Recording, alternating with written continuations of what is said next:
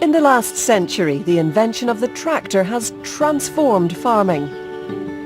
Well, like me, this tractor has travelled quite a distance to get over here to Kenya, and it bears the name of an Irishman who is known across the world as the creator of the modern tractor. Harry Ferguson grew up in a Christian family on a farm in Northern Ireland. One of 11 children, he knew just how hard work on the farm could be during the early years of the 20th century. He was a born engineer and inventor. Spurred on by his childhood memories, Harry turned his inherited evangelical zeal to making life easier for farmers everywhere. He wanted to modernise farming and to make food affordable for all. Early versions of the tractor were bulky and cumbersome.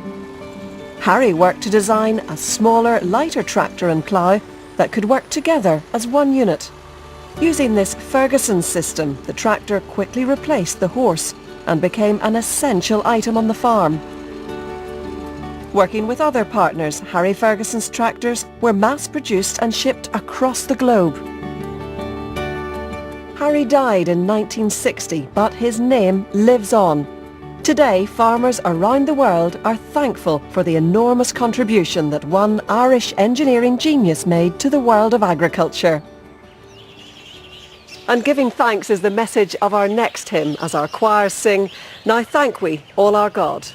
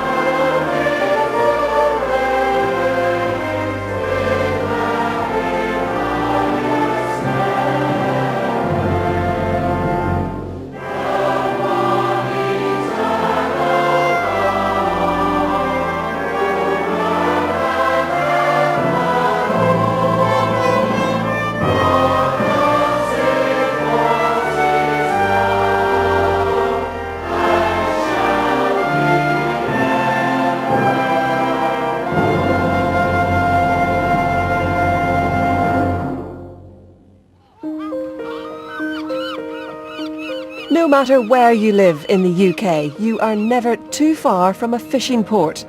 Every day, tens of thousands of fishermen and women leave harbour to reap the harvest of the seas. The fisherman's mission works to meet the physical and spiritual needs of these communities. Morris Lake works around the fishing ports in Ireland. What is life like for these men? It's a job that they do because it's in their blood. In the good times, it's very, very good. You know, it can be lucrative, but there's difficulties within fishing, there's quotas, there's the cost of fuel. It's never easy. There's always another brick wall for them to face. The frustration is going out, spending a fortune on fuel being out, or weak wages to pay, all the bills coming in, and no fish caught. When, as happened at the beginning of last winter, horrendous weather, they're unable to get out and fish, and not just for days, but for weeks going into months, and their livelihoods were completely in danger. Their families were suffering, and the Fishermen's Mission were there to help.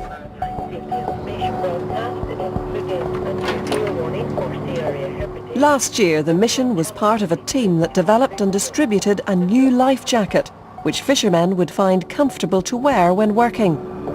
You can take over here, Morris. You can take the wheel. For one skipper, his life jacket arrived just in time. It was a lovely calm morning, just a pleasure to be at sea. But as the day progressed, the sea got rougher and rougher. And there's some water in the boat. During the next few minutes, the water level was increasing, and just as it was sending out the mayday, the boat capsized, and I found myself in the water. I always believed that if my boat was ever going to sink, I could sit and relax and wait on the lifeboat coming to get me, but it didn't happen like that. The boats sink fast. After around about an hour, I was tired and starting to get cold, and silly things were coming into my head, like I'm supposed to be getting married soon, and who's going to walk my dog, and just thought, this is the end. I felt a great calmness and peace, and I basically just gave myself up to the sea. I felt someone grab me, and it was the Port-of-Ferry inshore lifeboat crew that got me into the lifeboat and were able to give me the medical attention that I needed. Press the button and it sends a distress straight to the Coast Guard. The life jacket was given to me by Morris Lake from the Fishermen's Mission. Without it, I would have drowned in a few minutes. I'd only started wearing it, to be honest. I'd never wore a life jacket in my life before.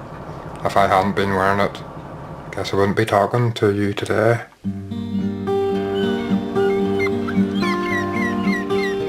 What is the spiritual aspect of the Fishermen's Mission, Morris? I think it's meeting individuals at their point of need. Something that I've learnt in the ups and downs of my life is not to look at an individual and judge them by the circumstance you see them in, but more to take off your own sort of metaphorical blinkers, broaden your view, stand in their shoes. And your own faith, how important is that in the role that you play? It's absolute. I feel in some small way that I am actually doing what God wants me to do. And in some small way, we are fulfilling His purpose in our lives.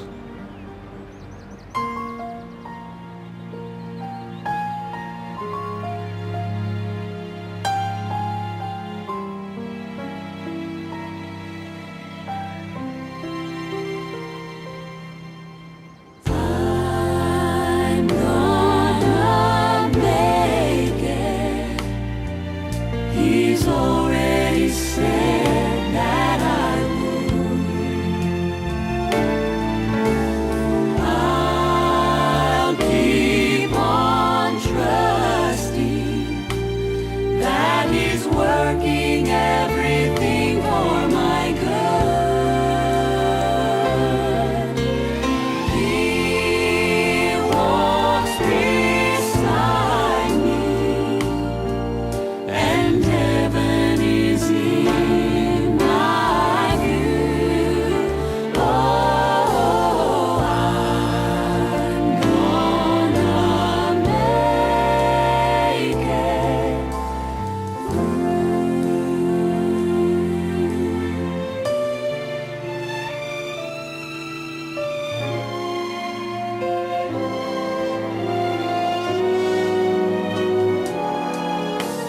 In spite of the good intentions I've had, sometimes my strength can fail.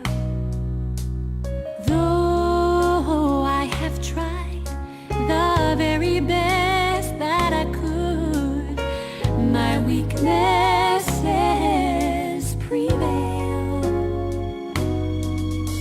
But then I remember the promise he made, that in my weakness he is strong.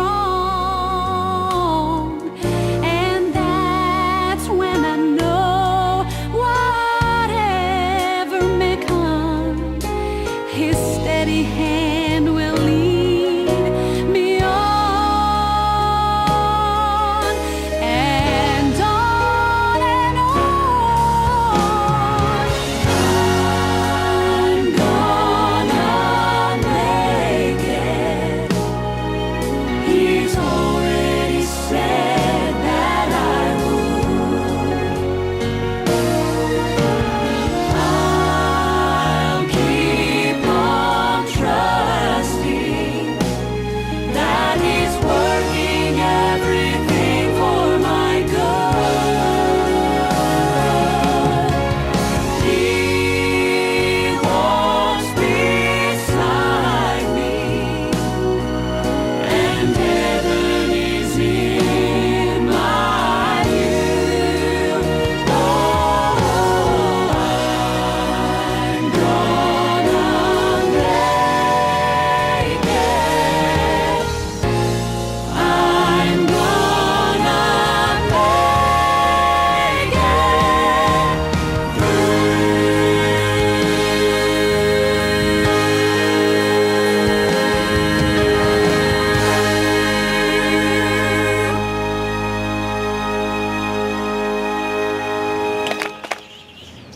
This is the call from the mountain of God. Tambira, Tambira, to come with us, giving and joy in our hearts. Tambira, Tambira, let's fill the streets with love.